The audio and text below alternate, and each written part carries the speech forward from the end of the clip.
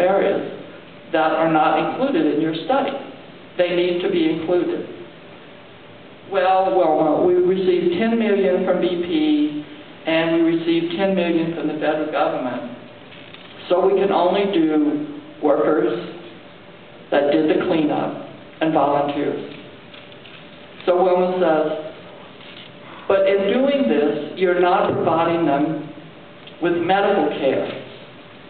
You're looking at their health impacts and tracking their health impacts over the long haul.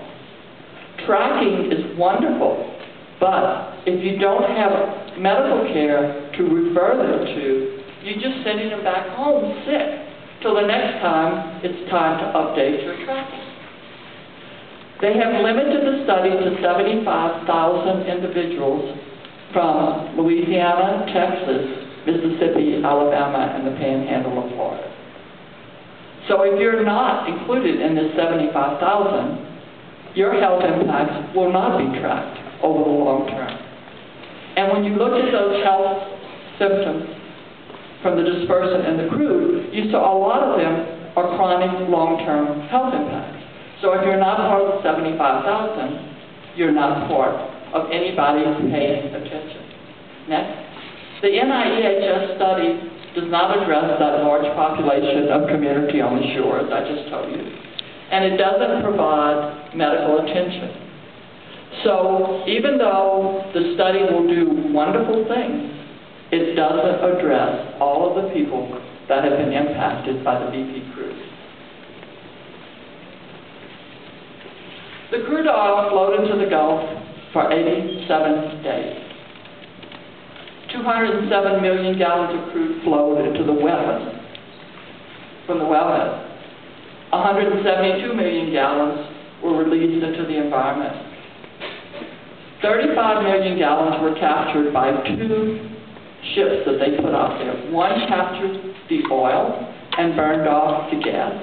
The second ship they put out captured the oil and gas and burned it all off. So how much crude oil is remaining in the environment? The estimate was 53 million gallons in mid-September of 2010. First of all, we think this is a very underestimation. But let's just assume we looked at the 53 million gallons that are left in mid-September.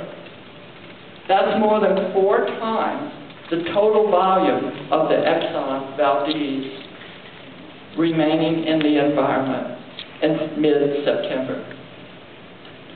So we've done recent monitoring and sampling all along the coast.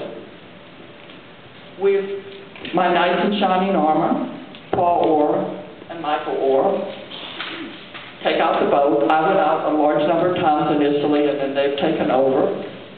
The temperature was 100 degrees when we left the docks in the morning. It was a wonderful situation. We've sampled from the Birdfoot area at the mouth of the Mississippi, Timberlier, Terrebonne Bay, and Atchafalaya Bay to demonstrate, one, the presence of the crude oil in the marshes and wetlands, and to assess the tissue, aquatic tissue. We've looked at oil in dead birds, mammals, aquatic organisms. They're spread all along the wetlands and beaches. You saw just tons of pictures of these things, and yet they're trying to tell us there's not much oil left.